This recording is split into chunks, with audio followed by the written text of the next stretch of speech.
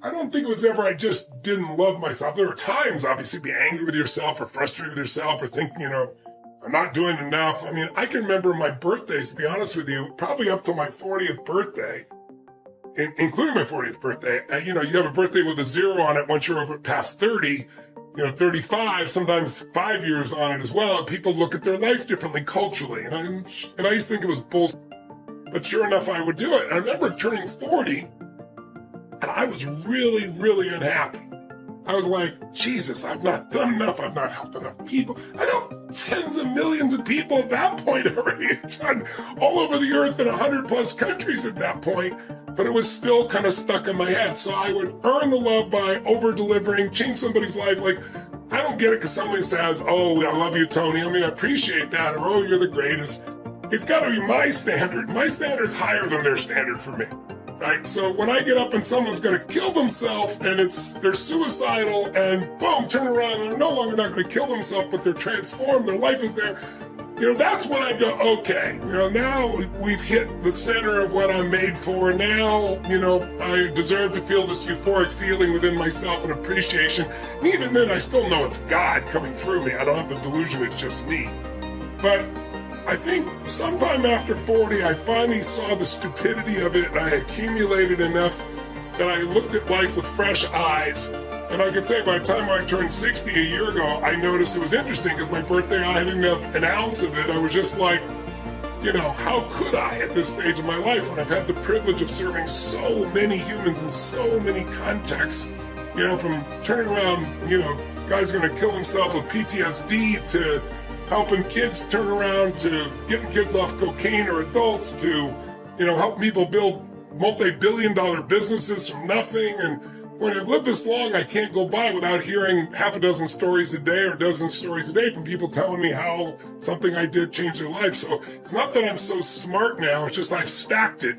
By the way, though, stacking is the way you can do things. Most of us stack the negative. If you are really angry, it's not usually because it's just the moment. It's that it happened again. It's like, if you've ever lost it or overreacted to your kid or to a friend or business or even within yourself, it's because it happened again. We hit this 1, 2, 3 mini point, and then our nervous system overreacts. But what I've learned is you can stack the good. But for example, if you go into a state of really strong anger for more than 5 minutes, your immune system is suppressed between an hour and a half to 2 hours. That's a physiological fact. When no one had done any study, I started stacking good. Like, okay, let me stack a dozen great memories, feel them, see them, experience them. And I felt this biochemical change that didn't just last a half hour, an hour, or 10 minutes. It went on for a day or two. And so I think I've learned to stack the good. So just having the experience is not enough. You got to stack the good to be able to appreciate it. But I think, just come back to the main point here from my perspective, which is completely just my perspective. So I want to point that out.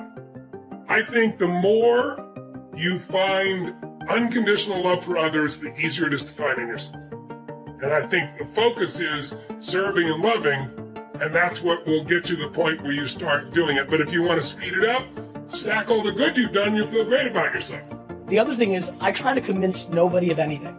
I have zero interest in convincing anybody that anything I say is right. Like, zero.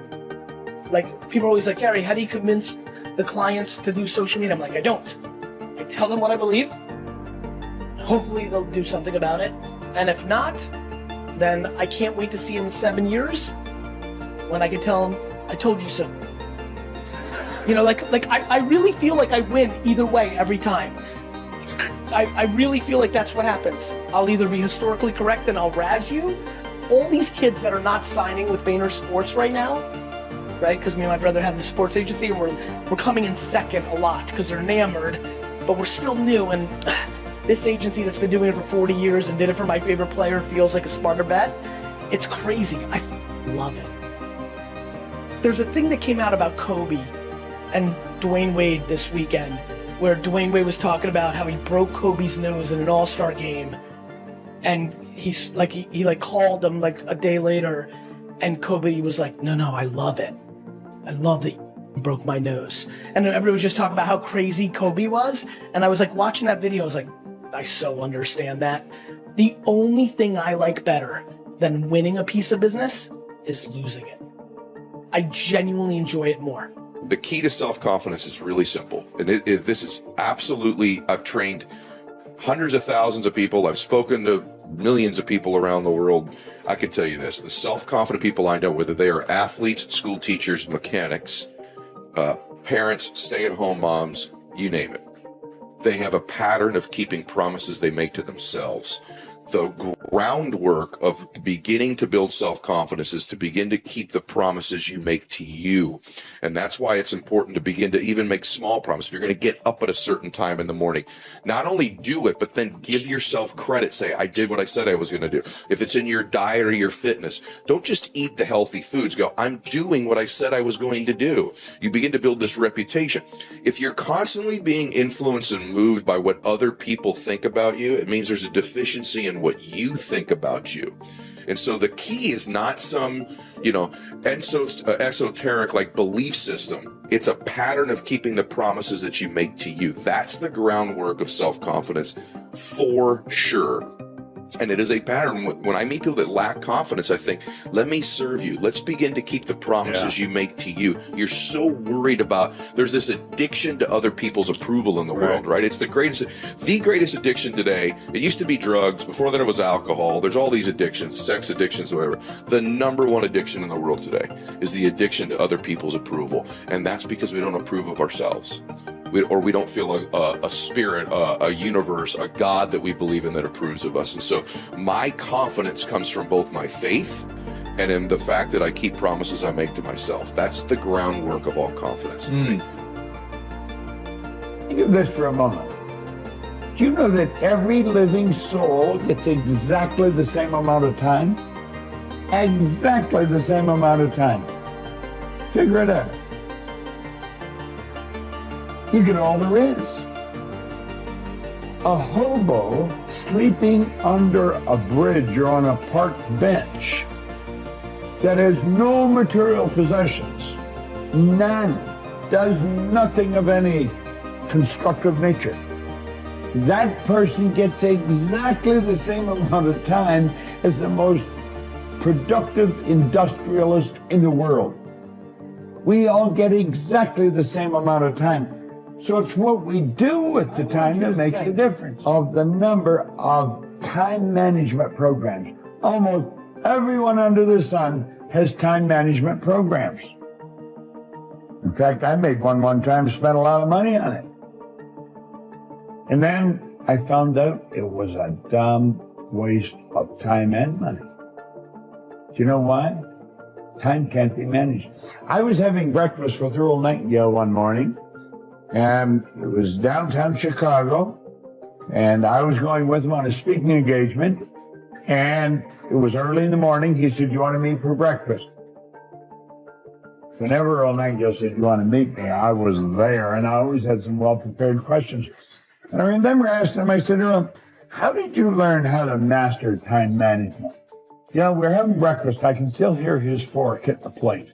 He said, "What the hell are you talking about?" He said, "I've never mastered time management. Nobody masters time management." He said, "Time can't be managed." He said, "I merely manage activity." And he took a little card out of his pocket. And he said, "Every night before I go to bed, I write down 6 most important things I have to do tomorrow. These are goal-achieving activities.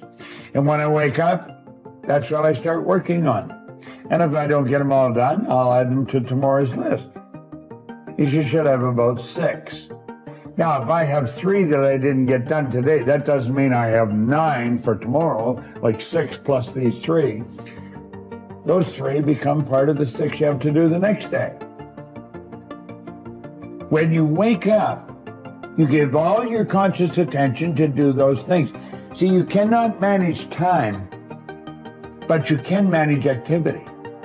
You can manage your activities. Make certain that what you're doing really makes a difference. Make certain that you're spending your time on activities that are productive, that are taking you in the direction of your goal. This question is from Froso Marinu on YouTube. When your home life is less than desirable, it's not where you want to be living, but you're trying to break out, how do you not let the chaos around you affect your vision and drive? So this is a framing question. So what you want to do, this Tony Robbins asked this question. I think it's absolutely brilliant. How is the worst thing that ever happened to me the best thing that ever happened to me? So in your circumstance, how is being in a chaotic home life the best thing ever? Now I'll give you one example off the top of my head. And this is exactly why I play first-person shooters. Can you learn to stay calm in the chaos? Because my friend, I have the chills.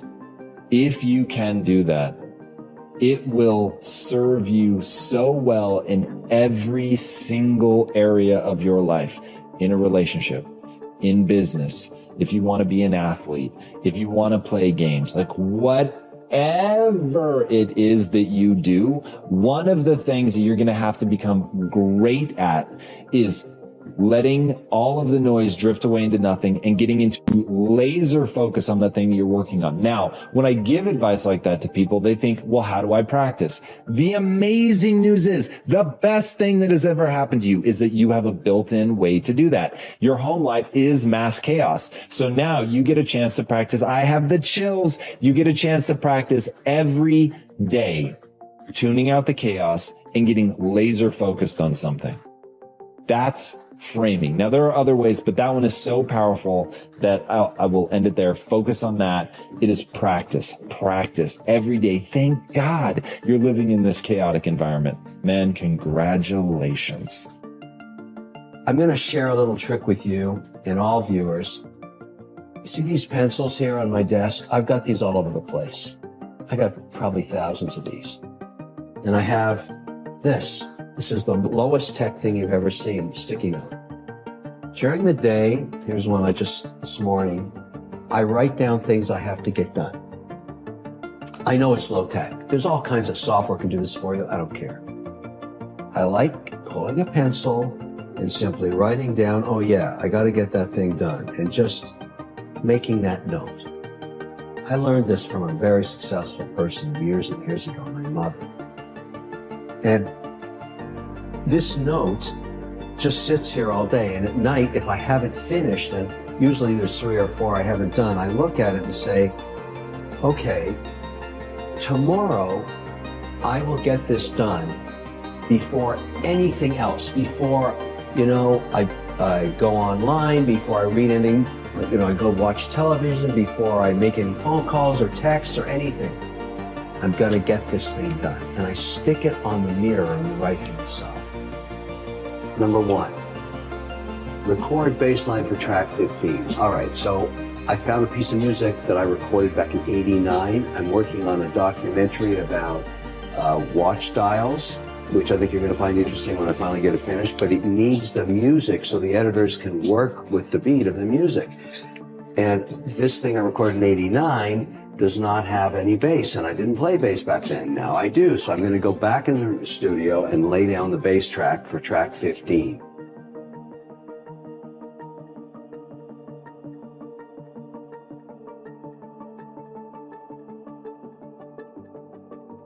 Number 2, reconcile foreign currency. I have investments over in Europe. And each month I reconcile to the currency to figure out how much of the performance was gained or lost by the change in the currency rates. So I want to do that this morning. It's important to get that done for last month because, if you don't have that information, you can't make moves. And number 3, tape questions 4 and 5 for Tax Hive. Tax Hive is a new business I've got involved in as an investor and also as a spokesperson. This is a company that helps small business with their taxes and payrolls, very important in my portfolio companies. So I'm recording some messages, and 4 and 5 have to be done today, so I'm going to go into the studio and record those. Great take.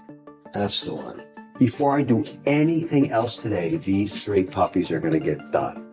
And that is how you get super productive. And you don't let anything distract you. You don't take a phone call, you don't do emails, you don't do anything. You get the things done that you made the priorities the night before. Do it every day. Try it. It's fantastic. Look at this low tech. Low tech, you write it down on a piece of paper, stick it on the mirror.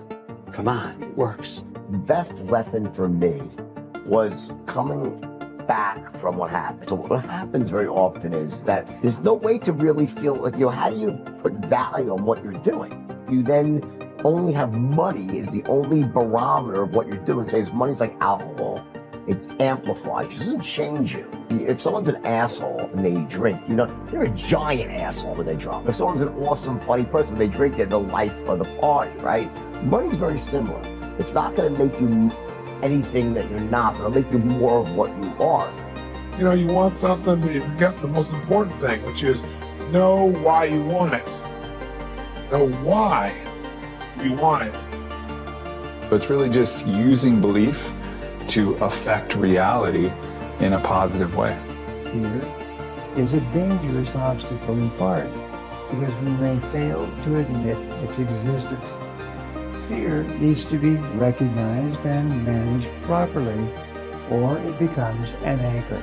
And when you can see your life as a long journey, and that you know what it demands, then you'll stay the course. And my point is take accountability for your actions. You can take all the credit in the world for the things that you do right, as long as you also take responsibility for the things you do wrong. It must be a balanced equation. You don't get it one way and not the other. You get to take credit when you also take accountability.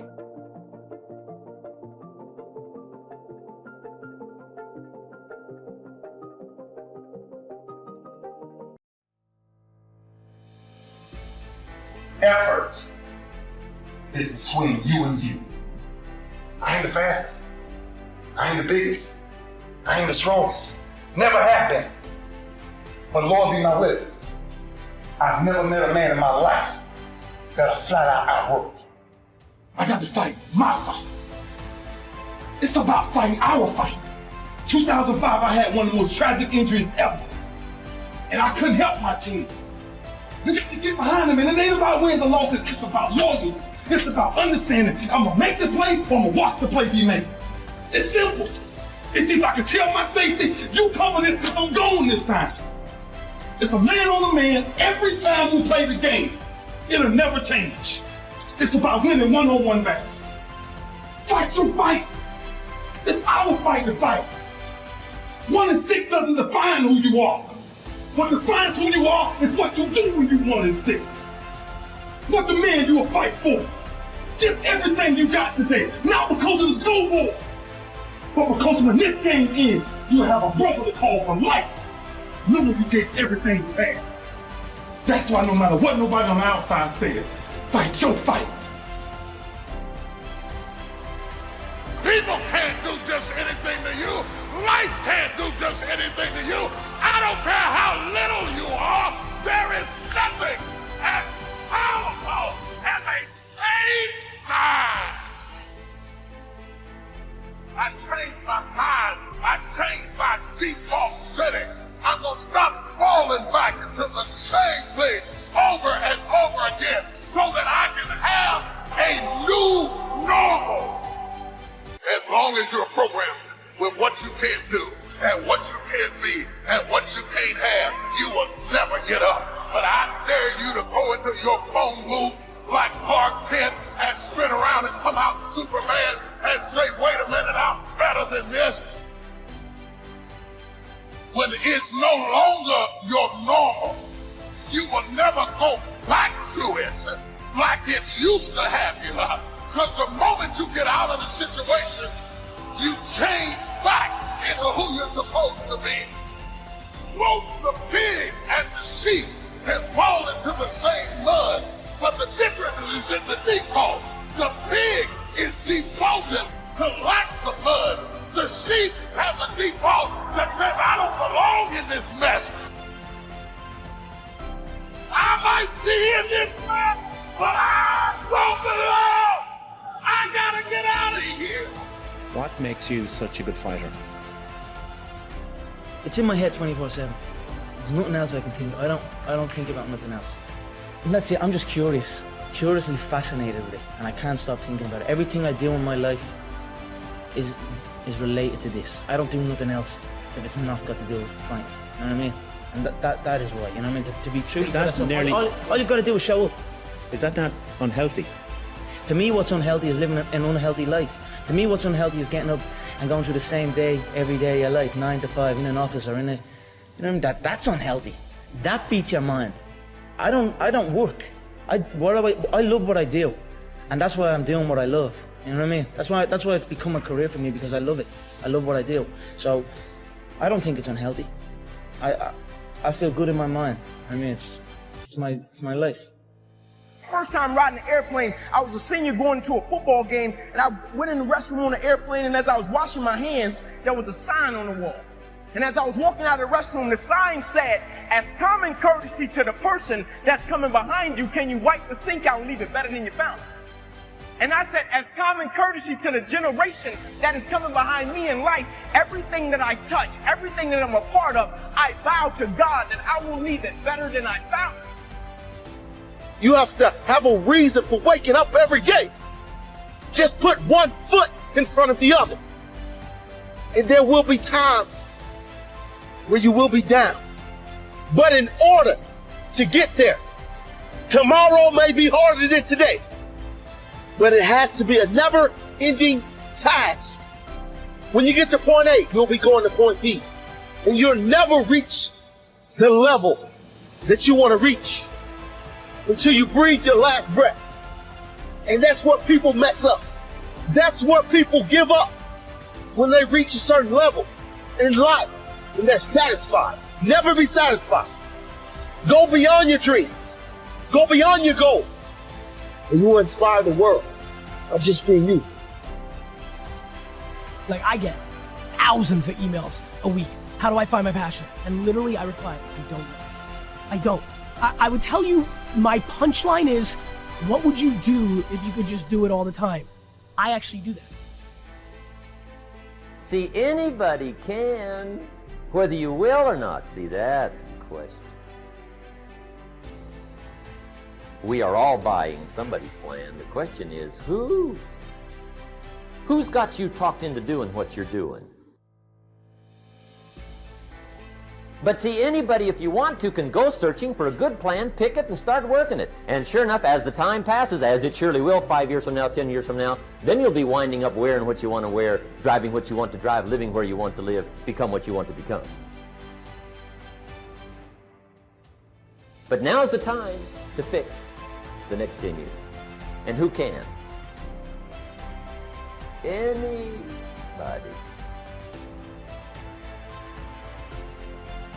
Imagine, if you will, being on your deathbed and standing around your bed, the ghost of the dreams, the ideas, the abilities, the talents given to you by life, and that you, for whatever reason, you never went after that dream. You never acted on those ideas. You never used those talents. You never used those gifts. And there they are standing around your bed looking at you with large angry eyes saying, we came to you and only you could have given us life. And now we must die with you forever.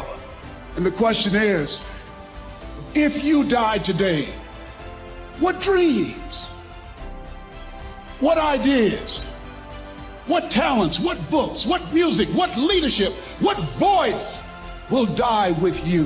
What if you live your whole life only to discover that it was wrong? That it was wrong. That you were chosen to do something else and you didn't do it. Continue to do those things that you know that work for you after you have evaluated yourself in the situation. Continue to move. Stay busy, stay busy, stay busy. Find somebody that you can help so you can forget about you for a moment. See, sometimes the best thing to do is to be. Sometimes you have to just back up and go within yourself. A bow and arrow, you can't take a bow and just push it out an arrow. You just can't push the arrow out. You have to pull it back and then release it. Sometimes you have to back up and go within and pray and meditate and recharge your batteries. Go away, clear your head, and then come back and look at it from a different vantage point.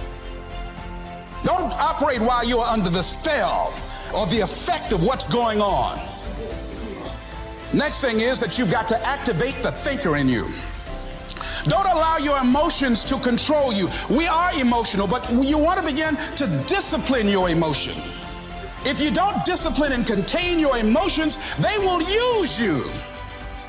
Your mind goes on automatic. You don't have to force yourself or motivate yourself to think negatively, to be depressed, to hate somebody, to want revenge, to want to get back at somebody, to beat yourself up over the head, to feel loaded with guilt. You don't have to make any effort to do that. Your mind is on automatic. It will do that by itself. But if you want to begin to move into your own personal greatness, if you want to begin to really enjoy a happy, successful, healthy life, you've got to be willing to go against the tide. You've got to be willing to harness your will and say, in spite of this, I'm in control here. I'm not going to let this get me down. I'm not going to let this destroy me. I'm coming back. And I'll be stronger and better because of it. You have got to make a declaration that this is what you stand for. You're standing up for your dreams. You're standing up for peace of mind. You're standing up for health. You want it. And you're going to go all out to have it. It's not going to be easy. When you want to change, it's not easy. If it were in fact easy, everybody would do it. But if you're serious, you'll go all out. So yes, I'm going to turn this situation around. I'm not going to sit back and moan and cry over what happened and what went wrong and who did what. I'm going to do something about this situation. The next thing that is important is that expect things to get better for you, because they are. See, life is cyclic. You're not, whatever experience you're having right now, it has not come to stay. It has come to pass. Not to stay, just to pass. It's just going through. The biggest challenge is to know what's happening. This is a part of this thing we call life. This too shall pass. And maintaining perspective, putting it in perspective. See, a lot of us, because of our limited vision of ourselves, a lot of us who begin to focus on problems and enable them to overwhelm us, we begin to think that we have no options. We begin to believe that there's no way out. There's always a way. Where there's a will, there's a way. I'm unstoppable. You've got to make those kind of declarations to yourself. I'm unstoppable. This will not get me down. And if I get knocked down, I'm going to be like Leo Pascal. You said you're going to have some low moments in life, but when you do, you will have high lows. When you work on yourself. What are some of those things that you can do during this period of time? Go for walks. Do some things for you. Just go for a stroll so you can engage in some reflective thinking on life, on yourself, looking and enjoying the universe, smelling the roses along the way. Because you're going to have sometimes low moments when you won't want to get out of bed. You just want to stay there. At times you won't want to come out the house. At times you'll be feeling bad and don't know why. What's wrong? I don't know. It's necessary as you look at your goals and your dreams, it's necessary that you have a strategy and a game plan to change the story that you believe about yourself. And that's an ongoing process. I've discovered, and many people have, that what we do, what we accomplish, what we produce is a result of the story we believe about ourselves. My favorite book says, be ye not conformed to this world, be ye transformed by the renewing of your mind. And so as I began to work on myself, I realized that I'm getting out of one story and stepping into another story. As I become aware of some things, there's still some things I'm not aware of. So I'm still growing, I'm still developing. I'm like the lady who said, Lord, I ain't what I want to be, ain't what I'm going to be, but thank God I sure ain't what I was. But I realized that you have to work on yourself on a regular basis, and write this down, for mental mindset. For mental mindset and stamina. Because things are going to happen to you. I believe that the reason that most people go to their graves with their talents and abilities and skills in them is because of the fact, number one, many are like me. They didn't know that they didn't know and thought they knew. I thought I knew myself, and I really didn't know myself as well as I thought. I've discovered that sometimes people can take you to a place within yourself that you can't go by yourself. The other reason is I was afraid. I never worked for a major corporation. I wanted to speak for corporations. I was afraid I would be exposed because I don't have a college education. I felt inferior because of the fact that I don't have a college education. I allowed that level of fear of failure to stop me. And because I never had any experience in it, I assumed that I could not do it. I was paralyzing myself by believing and assuming the limited part of myself as opposed to believing that I had something special. You have something special. There's something you want to do. Because you don't know how to do it doesn't mean that you can't learn. I like something that I heard. You don't have to be great to get started, but you have to get started to be great.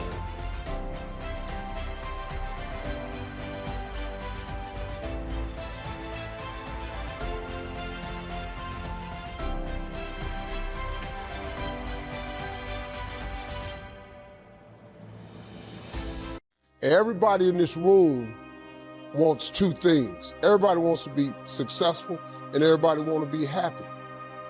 I'm going to tell you something about that. That happiness and success is available for every last one of you. But I'm going to tell you what you're going to have to do. You're going to change your mindset. If you're planning on being successful, you have to change this here. The difference between successful people and non-successful people is right here. It ain't no difference. It ain't none. I ain't got no more than none of y'all got. God gave me the same thing he gave y'all. God loved me the same as he loved all y'all. He don't love me more than he loved you.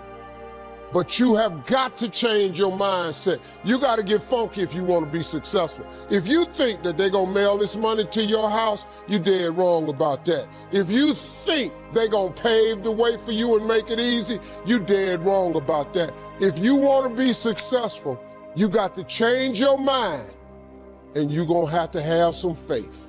If you're putting yourself in a position where you're being hard on yourself, and you don't feel that you're worthy of something, let me tell you something right now. In most cases, none of us are worthy of certain things because we haven't earned it yet.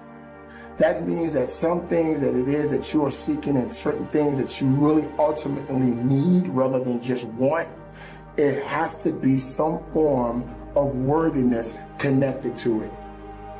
Do you really want to get further in life? Do you really want to get to the next level in your life?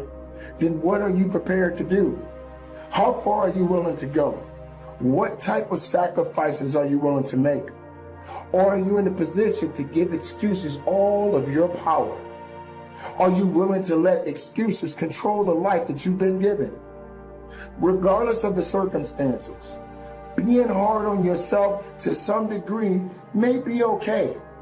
But when you start to have a pity party, when you start to put yourself in a position as if your life is over, then shame on you, because your life is not over. Every opportunity that you have been given is right there, right now, waiting for you to make a move. Now, what are you going to do about it? Are you going to pretend that you're being something that you know you're not? Are you going to pretend to be a lion when you don't even know what it's like to be in the jungle? Or are you going to realize that just maybe you got to work just a little bit harder, regardless of what it is, to get exactly what it is that you are seeking? Ladies and gentlemen, let me tell you this. Everybody's got a story to tell. Everybody has walked through darkness. Some people stayed in darkness and not even tried to seek the light. But I can promise you this. We all got to go through a struggle. We all got to go through certain circumstances. We all have our battles that we have to fight. But what are you prepared to do? Are you going to submit? Are you going to give in? Are you going to give up? Are you going to say you're not worthy anymore? Well, like I said before, none of us are worthy to a certain degree. But what are you prepared to do to become more than what you were yesterday? Earn your keep, my beautiful people. Earn it. Don't expect anybody to hand you anything. Don't expect a pat on your back. Don't wait for someone to validate who you really are. Make the most of your life, my beautiful people. This is your time. Be productive, be powerful, and from the bottom of my heart, my beautiful people, conduct your business. Coach Payne out. Hoo-yah!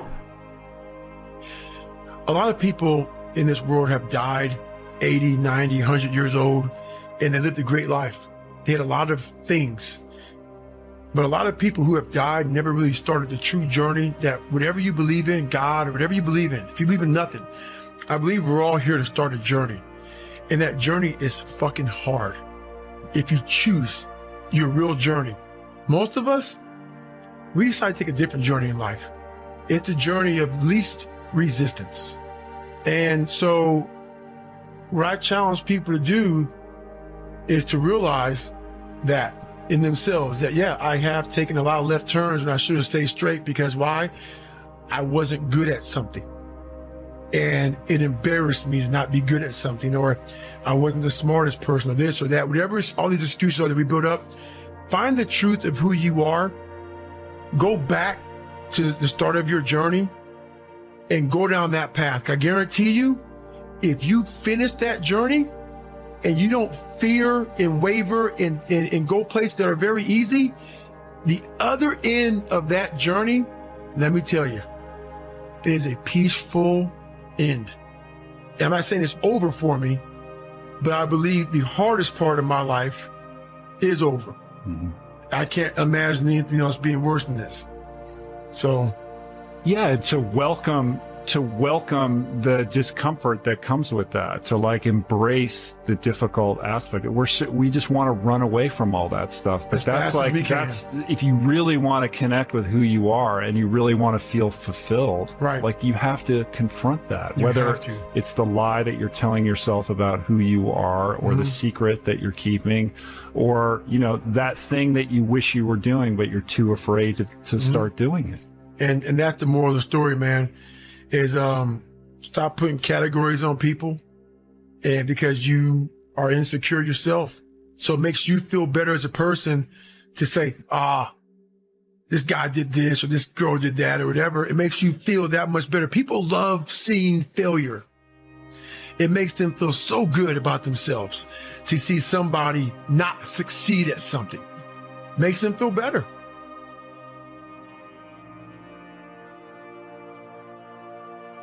Now, how do you hang in there during the hard, difficult times, Les? You must have faith. You've got to believe in yourself.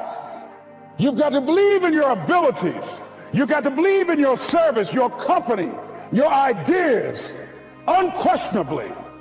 You've got to have faith, and that faith gives you patience. That is not going to happen as quickly as you want it to happen. A lot of things are going to happen that will catch you off guard. And so therefore you've got to deal with and handle it as it comes. And not only that, but that faith and patience drives you into action. You've got to keep moving and keep plugging away. In the Far East, they have something that's called the Chinese bamboo tree. The Chinese bamboo tree takes 5 years to grow. And when they go through a process of growing it, they have to water and fertilize the ground where it is every day. And it doesn't break through the ground until the 5th year. Okay? But once it breaks through the ground, within 5 weeks, it grows 90 feet tall. Now the question is, does it grow 90 feet tall in 5 weeks or 5 years? The answer is obvious. It grows 90 feet tall in 5 years, because at any time had that person stopped watering and nurturing and fertilizing that dream, that bamboo tree would have died in the ground.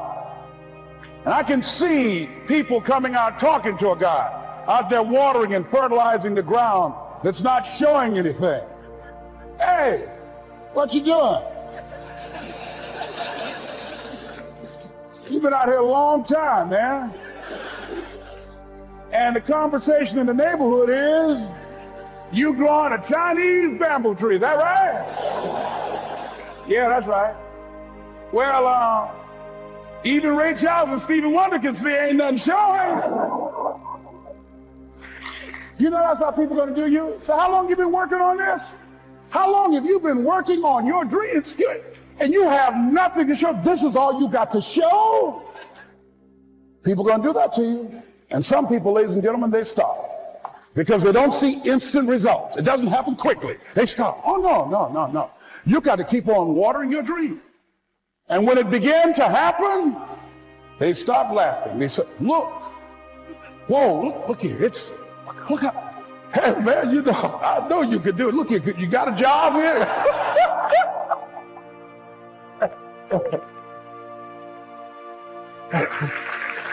See, during those hard times, we didn't know how you're going to make payroll. During those times when you failed and things didn't work out, they were nowhere to be found. But know what I discovered? When you're working at your dream, somebody said the harder the battle, the sweeter the victory. Oh, it's sweet to you. It's good to you. Why? See, when it's hard and there's a struggle, see, what you become in the process is more important than the dream. That's far more important. The kind of person you become, the character that you build, the courage that you develop, the faith that you're manifesting. Oh, it's something that you get up in the morning, you look yourself in the mirror, you're a different kind of person. You walk with a different kind of spirit. And people know that you know what life is, that you have embraced life. You knew it was hard, but you did it hard.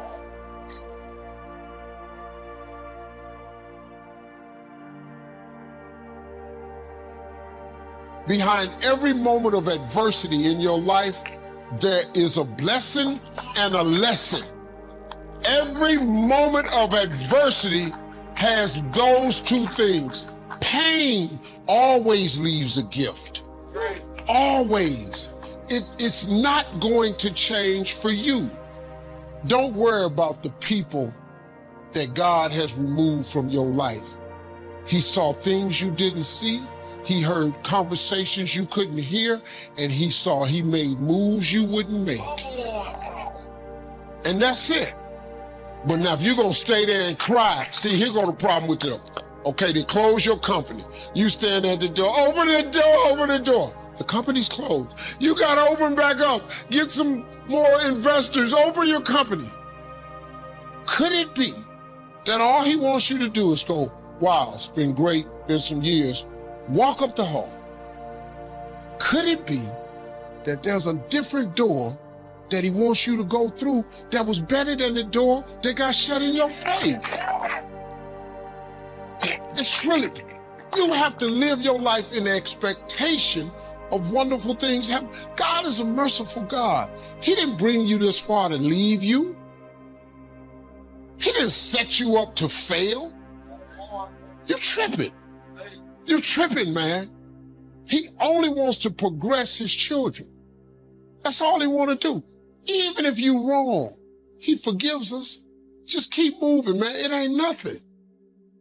This thing right here, really, man, you got to look. So many good things have happened to me. Now, look, I've had some painful moments in this like you. But hey, I look for the bright side, man. I expect something good to happen. I'm back at work. I don't know what he was doing, but he'd have made a move for me because I ask him to all the time. And then I just sit in expectation and wait and see what he got for me because he got something for me. Somebody asked me a question the other day. If you could go back to any period in your life, what period would you go back to? I ain't ever had it this good. This is the best of my life ever been. You gotta be nuts. Man, you wouldn't want to be 25 again? Are you kidding me? The 25-year-old dude that was me? I'm so glad that idiot is gone. No. 63 years old, man. It's the best my life ever been. You know what I'm saying? But that's a scripture, though. If you honor me, your latter days will be greater. So all I do, I just honor him, and he gonna keep shining on me.